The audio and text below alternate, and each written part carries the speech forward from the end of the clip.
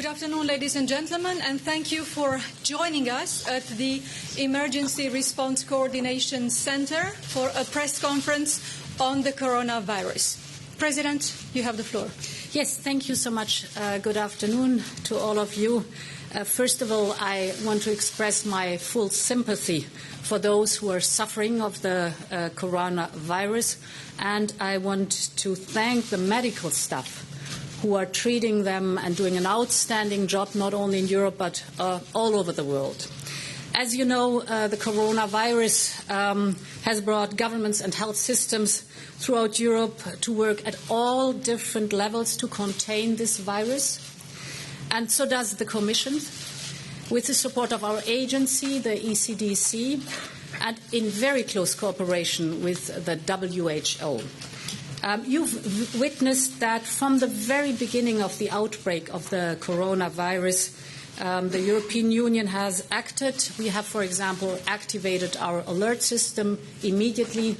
We have an ongoing risk assessment that is being carried out in close coordination with all the member states.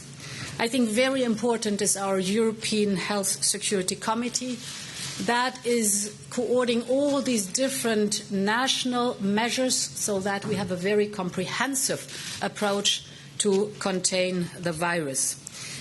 We have informed you on a regular basis over the last weeks about the support that the Commission provides to the national authorities in very close cooperation with the agencies. ECDC has announced today that the risk level has risen from moderate to high for people in the European Union. In other words, the virus continues to spread.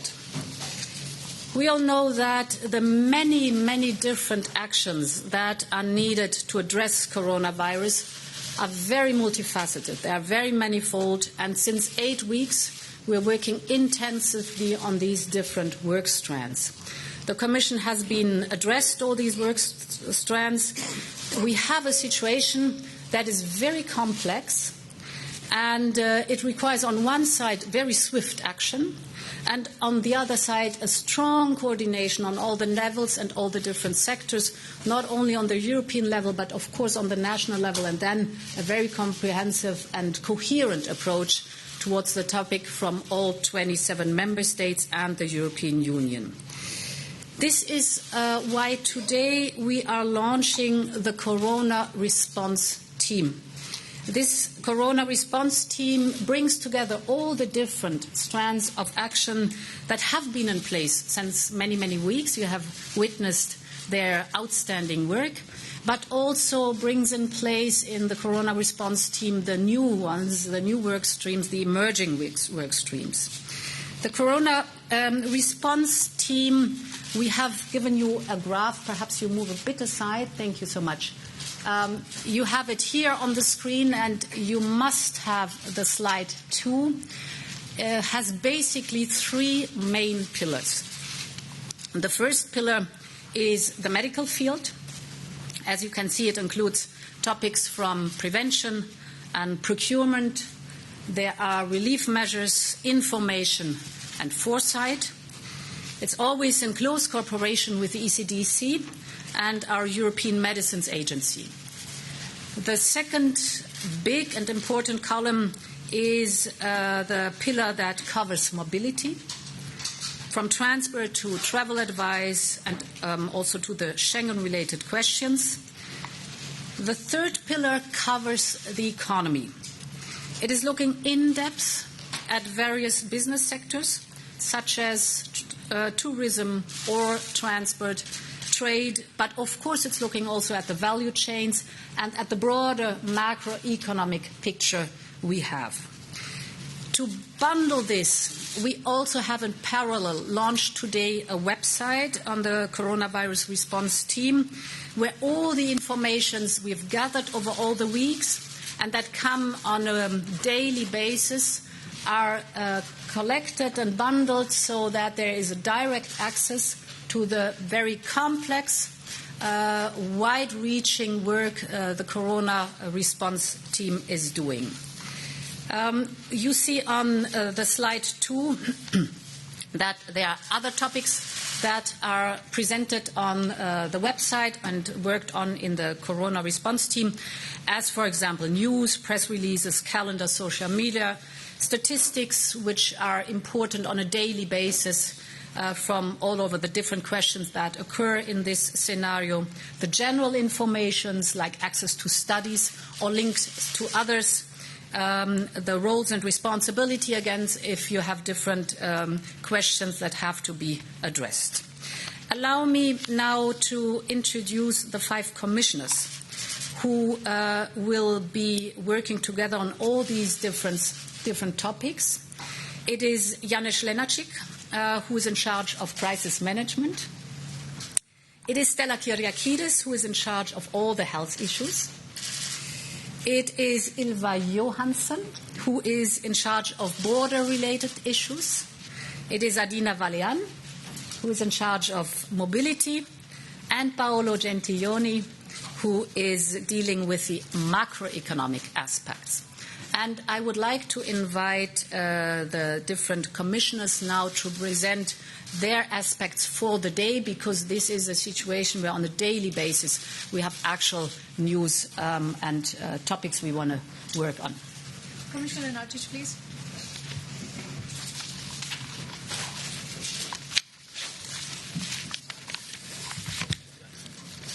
So, Madam President, colleagues, commissioners, everybody, welcome warmly to our Emergency Response Coordination Center. I have 3 points to raise at this occasion. First, on EU response and coordination. As the outbreak intensified, EU President activated the Commission's rapid alert system and asked me to initiate a strengthened coordination among our services. For more than a month now, in my capacity as the European Emergency Response Coordinator, I have been chairing regular meetings of the Crisis Coordination Committee to ensure the overall coordination of all Commission services and the European External Action Service. All the services are fully engaged in monitoring and supporting efforts to respond to all facets of this epidemic. However, overcoming this challenge also requires coordination of various decision-making levels and sectors inside the member states themselves. And that's why we have called at the last EPSCO Council of Health Ministers to introduce cross-sectorial coordination also inside their countries. My second point is on preparedness and on contingency planning. What we have learned so far, especially due to what China has been experiencing, is that every country needs to get ready. Globalization has left its mark everywhere.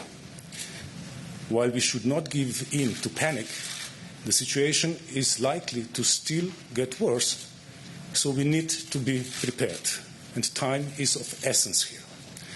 That is why we have focused on preparedness and contingency measures across policies by supporting sharing of information, assessing the needs, and ensuring a coherent EU-wide response. We base this work on scientific evidence and expert recommendations, notably from European Centre for Disease Prevention and Control. My colleagues will update you about our efforts to address ramifications of this outbreak on healthcare systems and also beyond, affecting certain economic sectors, global supply chains and stock markets. Third, and my last point, is about solidarity. This epidemic is a global challenge. No country can deal with it alone. We need to work together at all levels, from local communities through member states, through regions and internationally. To support global efforts, as you already know, the Commission has mobilized substantial initial funding of more than €230 million for the World Health Organization, for research and for the pharmaceutical industry. We are looking into further possible funding. In addition, our Union Civil Protection Mechanism enabled significant co-financing and mobilization of offers of assistance upon request of countries in need. And it is here, in this EU Emergency Response Coordination Centre, which is working round the clock, coordinating all collaboration between civil protection and emergency departments in Member States, that we lay our confidence that we will be able to face this challenge. Thank you. Thank you very much. Commissioner Kyriakides, please. Madam President, colleagues, ladies and gentlemen, as of this morning, we have 2,100 confirmed cases in 18 EU member states, and we have 38 citizens who have lost their lives, and I share the President's condolences to those families affected. We are clearly faced with a rapidly changing situation. Last Friday, following the call from member states of the EPSCO Council on February 13th, we launched an accelerated joint procurement for personal protective equipment in 18 member states. We expect to receive offers within 1 week, and we will proceed in the swiftest way possible. As we speak, the European Centre for Disease Prevention and Control publishes the update of its rapid risk assessment, in which they raise the risk of infection in the EU from low moderate to high. Different member states face different challenges in relation to the COVID-19 outbreak. Italy is facing a situation which is not the same as other member states. It is, however, for all, an evolving situation which changes rapidly, and we all need to be ready for further developments. As we had said from the very beginning, what is crucial in facing up to this challenge is coordination and a comprehensive approach. This is why, last Friday, I sent a letter to all EU health ministers urging them to pay particular attention to measures for preparedness and response in the following areas: sufficient resources in the healthcare sector for care management, sufficient laboratory capacities for testing and active contact tracing, adequate public health capacities at points of entry, for example at airports, and targeted risk and crisis communication to the public and healthcare workers. Today and tomorrow, I will personally be in contact with all health ministers again to share and discuss the ECDC risk assessment and to discuss our coordination and to hear their level of preparedness. This will be further discussed in detail at the EPSCO Council, which will be held on Friday. In closing, I would like to say that although this developing situation is of clear concern, it is not a time for panic or misinformation, fueling more anxiety. We all need to remain calm and focused in order to get on with the work needed to fight this disease. Thank you. Thank you very much. Commissioner Johansson, please. Thank you very much. Thank you, Madam President. When it comes to the borders, we have started a group, the COVID-19 Borders Group, that now have weekly video conferences. This group includes all the member states, but also the Schengen-associated countries and the Frontex European Border and Coast Guard Agency and the Council General Secretariat.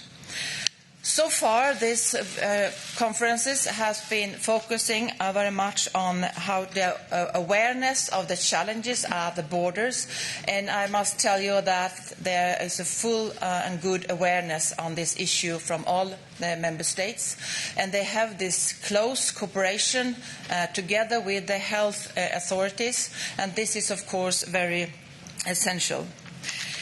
So far, there have been no reported problems with this coordination with the health authorities.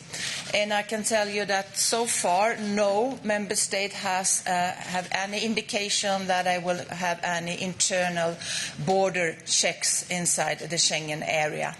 So the work is going on. There has also been some discussions on the visa mechanism, but because of the time lag for visas, I think that it's better to concentrate on the border crossing points and any measures that can be taken there. Thank you. Thank you very much. Commissioner Vălean, please. Madam President, ladies and gentlemen, the coronavirus crisis had a huge impact on the transport sector, as it was expected, and it was from the very beginning. This is why, from the very beginning, all the EU transport services, and I'm talking about DG Move, I'm talking about the European Aviation Safety Agency, Maritime Safety Agency, European Rail Agency, this shows all modes, were involved from the very beginning, acting, monitoring, giving advice, coordinating with member states and stakeholders to have a very good look and a present image of what is going on in terms of transport. The agency disseminated all necessary information, such as travel advice, on a regular basis since the beginning of the crisis. I'm very happy that we are going to have a website so that it will be very easy for people interested to check in one place very up-to-date information. From our perspective, for passengers, they will have exhaustive information on transport and coronavirus, and we will have a clear overview of the options available, including refunds. This is what we are doing today to prepare the information for passengers and people in travel. What travelers should know, first and foremost, is that at European level we have a very robust set of rules for the passengers' rights. It is enforced at European level, and it may apply also to situations like this one. My final word is that it is absolutely crucial to maintain the mobility of citizens as far as possible. We need the transport services to provide regular services, seamless, and of course, if one at least to be mentioned, it is for the health emergency response. As I said, in the meantime, we continue to liaise with our stakeholders to quantify also the financial impact on the transport sector, and I'm sure about this my colleague Commissioner Gentiloni will speak more on the financial impact. Thank you. Thank you very much. Commissioner Gentiloni, please. Thank you. And good morning. In presenting our winter forecast, I made clear that the duration of the outbreak and of the containment measures represented a key downside risk. What has happened since then? First, it has become clear that the short-term impact on the Chinese economy is likely to be significant, as the striking drop in the Purchasing Manager Index data for February indicates. As you know, the index fell to a record low of 35.7 from 50 in January. Moreover, spillovers outside of China have increased over the past 10 days, changing the picture. Sectors affected are mostly tourism, travel, transport, automotive, high-end fashion, but in general, supply chains are in discussion, and raw material imports from China are falling down with consequences on global prices and markets. In a nutshell, we are seeing the materialization of these downside risks. The fact that it is still too soon to measure the impact of this downside doesn't mean that we can minimize it. I think that the idea of a probable V-shaped recovery, very quick slowing down and very quickly returning up, that was presented 15 days ago, can't be given for granted. It could prove optimistic. The situation that the OECD this morning described in its forecast is already different. As you know, the baseline for OECD is a global 2.4 growth, a Chinese 4.9 growth, and 0.8 growth for euro area, which is different from what we were forecasting just a couple of months ago. Just to give you an impression, because the baseline of OECD forecast is reasonable, of how strong the economic impact could prove. I want to recall that our rules incorporate several features that allow to take in account changing economic situations, including the possibility for governments to respond to unusual events. We will assess requests on this basis, obviously with a spirit of solidarity and understanding in these extraordinary times. And finally, we are working, I am working, the Commission is working, the President is working to coordinate the reaction, because we need a coordinated reaction. We will meet, the Eurogroup will meet with a teleconference this Wednesday, sharing the immediate measures taken to react to the outbreak. At the same time, we coordinated with the G20 in Saudi Arabia the necessity to stand ready, I am reading, to take further action to address these risks. And we are also in contact with Minister of Finance of the G7 to have in the next hours or days a collective response, coordinated collective response to what happens. It is time today to declare that EU is ready to use all the available policy options if and when needed to safeguard our growth against these downside risks. This is time for solidarity. It is time to build confidence. It is time to act. Thank you.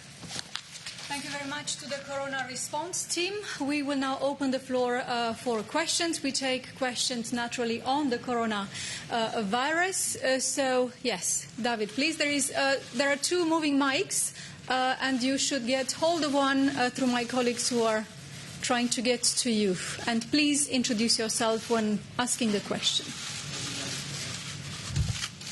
Thank you, Dana. David Herzenhorn with Politico. President von der Leyen, could you say if the Commission is considering canceling any of its meetings or urging the Council to cancel the upcoming UCO summit, and especially the Beijing meeting, the Commission summit with Beijing? Will that go forward at this point, do you know? Yes. At the moment being, there are no plans of cancelling, but this can be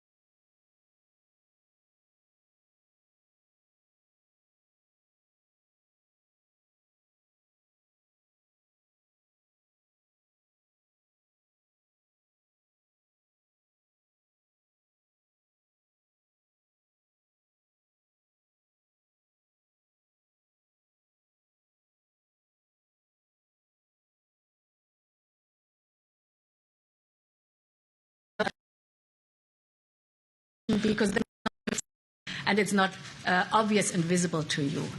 I think the decision, the local, regional or federal decision, governmental decision on, for example, at what point should meetings be cancelled is to be respected because, of course, it depends a lot on what is the situation in the respective member state, who is the audience that is coming to this meeting, and in what kind of area are we. So, therefore, it is to be respected. And I want to emphasize again, there has been a huge amount of coordination over the last 8 weeks. The result you can track on the website with all the information that is on there. Thank you very much. Next question here. Good morning. Regina Laguna, Valencia Plaza, Spanish Press. Spain had last year 6,300 deaths on common grip. Don't you think this is an exaggerating situation regarding the figures? One question. And second question... Could you repeat? I didn't get acoustically the question. Weren't right. Could you please speak up a bit? Yes. Thank you. Spain had 6,300 people dead on common grip last year. You're talking about flu.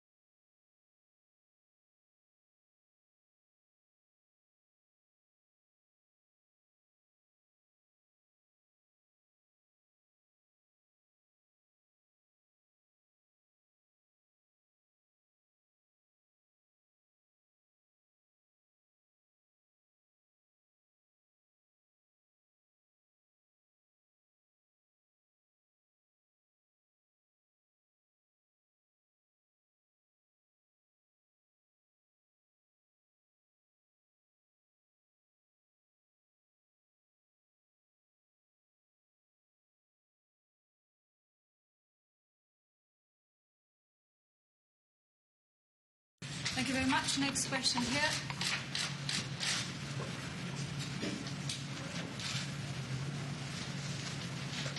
Merci beaucoup. C'est Masmo pour la presse africaine. Madame la Présidente, vous étiez il y a quelques jours en Afrique, à Addis Abeba, avec une forte délégation. À ce moment-là, le virus n'avait pas encore gagné totalement l'Afrique, ce qui est le cas maintenant. Est-ce que dans un esprit préventif, vous avez discuté de cette question assez importante avec vos collègues de la Commission de l'Union africaine? Et maintenant que vous parlez de Corona Response Team, est-ce que cette structure va s'occuper aussi de l'Afrique pour ne pas qu'on en arrive à des situations comme celle qu'on a vues avec la progression de Ebola qui a fait énormément de dégâts en Afrique? Merci.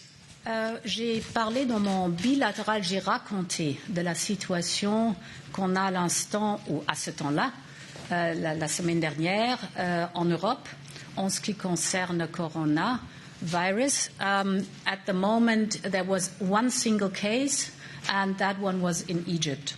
So this was approximately a week ago. Therefore, it has been touched, but more in the way that I reported from the situation that takes place at the moment being... Excusez-moi, j'ai changé en anglais. J'ai raconté de la situation qu'on a à l'instant en Europe. En ce qui concerne...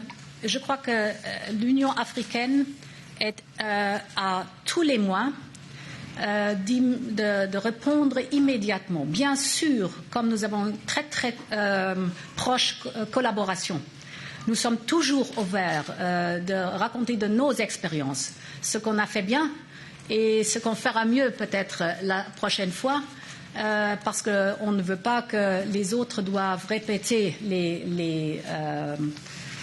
comment dit-on, les mistakes, les erreurs, merci, les erreurs qu'on a peut-être fait ou les pas qu'on a fait trop lentement.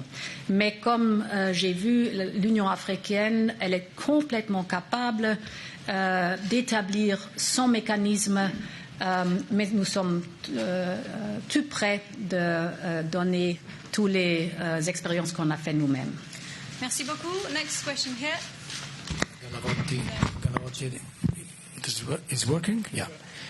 Galavotti in Kronos, Italy. It's just two questions. One for Commissioner Vălean. It's on transport, because many airlines have cancelling flights on a daily basis because of a drop in demand. You said that the EU rules apply for reimbursement. Does this mean that the passengers who get their flights cancelled are entitled also to get the compensation of 250 to 400 euros per flight or not? And the second question for Commissioner Gentiloni, if I may. The Italian government announced a package of 3 billion something to help the distressed areas. I wonder if you're ready to give this flexibility to the government and if you think that it will be enough. Thank you. Thank you very much. Commissioner Vălean. Yes, on passengers' rights, in the event of cancellation, which happens, of course, the first thing for the airlines is to reroute and reimburse. The question of compensation is a separate one. Here, of course, passengers would have the right to a compensation if the cancellation, if they were not informed about the cancellation with at least 14 days before the departure. Yet compensation is not due if the cancellation, even at short notice, is caused by extraordinary circumstances which could not have been avoided, even if all reasonable measures had been taken. And there is a discussion that the coronavirus situation might fall under this case. So the outbreak of coronavirus, the health-related reasons, could fall generally under this exemption. Yet the assessment is made on case-by-case basis and ultimately under the authority of the Court of Justice of the European Union. Worth also recalling that the EU legislation on passengers' rights does not cover the situation where passengers decide voluntarily to give up on travel, to renounce to a flight, for example, or to any other transport service that is regularly operated. And here, this is on contractual basis between the traveler and the company, and it has to be according to the commercial rules enforced in a way. I think this answered the question. Thank you very much. Commissioner Gentiloni. As you know... He moved back. Okay. No, as you know, in our rules we have this clause of concerning unusual events, circostanze eccezionali in Italian, and we will consider the Italian request, which is for sure based on these extraordinary circumstances, and we will consider this, as I said, in spirit of solidarity and understanding of the situation where we are. So I think that this is my positive answer. As far as the amount is concerned, I think it's a proportionate response to the emergency, but I imagine that Italy and other countries will have to face both emergency issues and more long and medium-term problems, but this is at the time not for the Commission to discuss, at least not for single countries, but only on the aggregate level. Thank you very much. 3 more questions on Corona. I see Virginie first. Oui, bonjour, Virginie Malingue du Monde pour le commissaire Gentiloni. If you could speak up a bit, Virginie, the acoustics don't help. Bonjour, oui, vous avez dit que vous étiez prêt à utiliser toutes les marges de manœuvre qui existaient d'ores et déjà dans la régulation budgétaire, dans les règles budgétaires européennes, pour aider les pays membres face au coronavirus.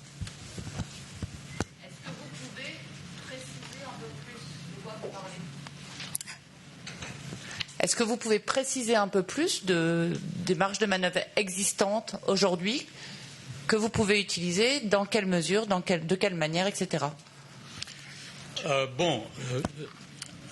Je dis très clairement que nous devrions être prêts à utiliser tous les outils qu'on a pour faire face à cette situation.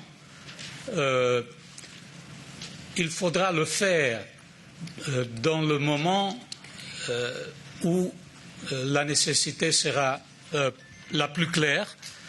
C'est très difficile aujourd'hui de dire, à part les mesures extraordinaires dont on va parler peut-être à l'Eurogroupe de mercredi, qu'est-ce qu'on peut faire de mesures de plus long terme. On a des exemples très extrêmes de ce qu'on a décidé dans la crise financière de 2008, mais j'espère vraiment qu'on n'arrivera pas là. On a une possibilité d'avoir des mesures plus différenciées entre différents pays sur l'utilisation du fiscal space. On doit aussi savoir que la crise et la difficulté qu'on a est une difficulté qui provient du côté de la demande et du côté de l'offre. C'est un peu plus pour le moment une difficulté from the supply side et ce fait rend la réponse fiscale pas exhaustive. Il faut avoir une réponse fiscale, mais il faut savoir que c'est une difficulté qui mélange les supply éléments et les éléments liés à la demande sur laquelle la politique fiscale peut être très utile. Il faudra une réponse coordonnée avec une politique fiscale plus supportive. Je ne sais pas si on dit en français supportive, en anglais on dit supportive, mais la manière de différencier entre pays ou de généraliser cette réponse doit être décidée dans les prochaines 2 ou 3 semaines en relation aussi à l'évolution de la situation. Merci beaucoup. La prochaine question, là. Estonian Public Broadcasting, Eppehand. I wanted to follow up the possibility of economic help. You already mentioned that concerning supply problem, it's harder to do anything. Is there anything at all, actually, EU could do to help it? And you mentioned that the level of risk has risen in EU. Is there some point you consider closing some regions or borders, or is it absolutely not the topic? No, this is not under consideration, and it's not us who have said that the risk has risen, but it's the ECDC. So we are very much relying on the experienced agency we do have that monitor on a hourly basis the development and have a lot of experience how to deal with disease prevention and preventing the spread of infectious diseases. So here we are really relying on the experts. Mm-hmm. Thank you very much. On the economy, I think Commissioner Gentiloni said many things. If he wishes to add something, he's welcome. But I think he provided the answers from all facets on the economy. David. David Carretta, Radio Radicale in the back. Thank you. President von der Leyen, you said that coordination is the key right now. But if you look at the response by the different EU member states, we cannot see coordination. In Belgium, we have some measure, I would say quite liberal. In Italy, other measures. In France, other. Even between European institutions, I can access here, but I cannot access, for example, to the European Parliament if I'm fonctionnaire, civil servant of the European Parliament, because yesterday I was in Veneto. But not in the red zone. Okay? Good. So I'm following the rule by the different. It's quite difficult for. So what's the problem on that? And the second question, if I may, to Commissioner Kyriakides, you said that the situation in Italy is different from other countries. All other countries. Do you think that more controls or stop Schengen freedom of movement would be wise right now, since, for example, the 6 cases today in Belgium all comes from Italy? Thank you. So very briefly from my side, because it's once again Commissioner Kyriakides who's the expert in it. I've witnessed this over the last 8 weeks, a huge amount of coordination. And you touched upon a few questions.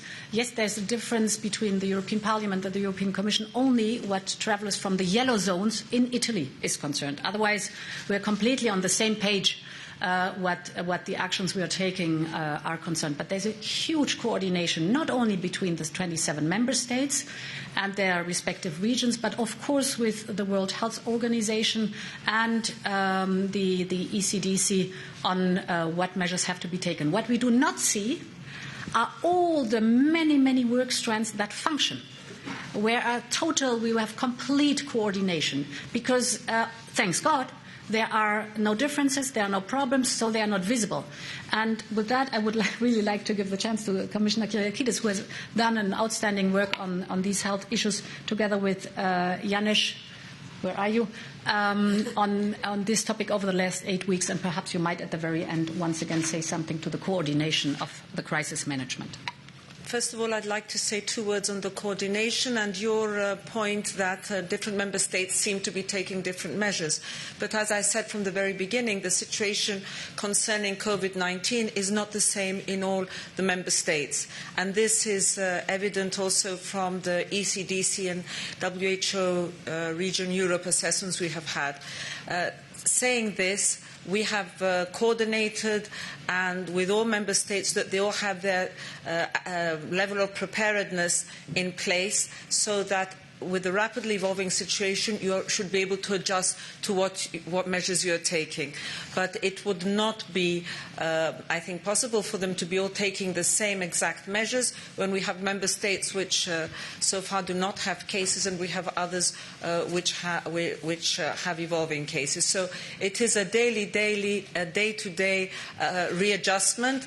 But the important thing is that we are coordinating what everybody is doing and what needs to be done in this changing situation. As for the situation that you mentioned with Italy, in the EU at the moment, we're at the point of containment. Containment means that what we are doing is early diagnosis, contact tracing, and following up from that on. So each member state has their action plans in place, and they decide, according to their situation, what measures they should be taking. Thank you. And now, yes, Commissioner Lenarčič. Thank you. Just to add very quickly, one has to distinguish between coordination and imposition. There is a part of the website, roles and responsibilities, where you will find the details about the responsibilities. So at this point, let me just say the following. On most of these issues, the Commission has a coordinating and supportive role. But the responsibility for measures taken lies with the Member States, on health issues, on other issues. What we try to do is we try to keep information flow so that everybody knows what the other is doing. We try to issue recommendations, but ultimately it's the decision of the Member State. Yes, they differ, but why do they differ? Because as Commissioner Kyriakides said, the situation is different in different Member States. But we believe that the measures to be taken need to be proportionate, need to be relevant for the situation locally and then for the state. Yes, there are questions like why don't we ban travel, close the borders? These are harsh measures, but the effectiveness of them is questionable. So in short, I think that all measures that need to be taken have to be sound and based on scientific evidence, need to be proportionate and taken in a coordinated manner. Thank you. Thank you. The very last two questions from two very patient colleagues. First of all, the colleague from ZDF, and then Maria here. Yeah, Gunnar Krüger, ZDF, German television here. Just two questions to President von der Leyen. How can EU give further support to Greece and Bulgaria? Try to use the mic. Sorry? Try it again. It's on. It's on now. How can EU give further support to Bulgaria?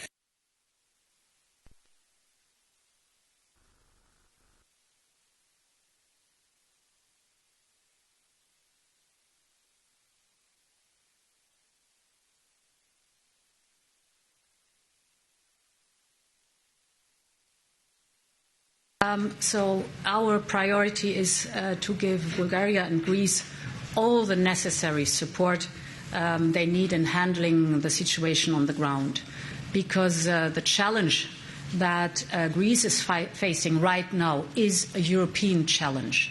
And therefore tomorrow I will travel together with Charles Michel and David Sassoli, so the representatives of the three European institutions, to Greece, visit the Prime Minister, and together with him, after consultation, visit the border area to assess on the ground what can be increased, what the support is concerned.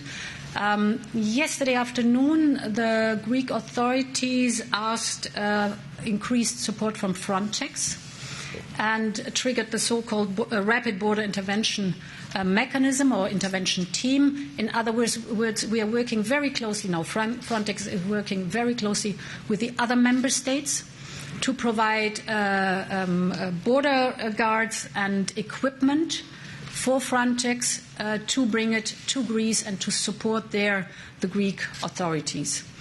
And the second part of your question is, well, I acknowledge that Turkey is in a difficult situation concerning with regards to the refugees and the migrants.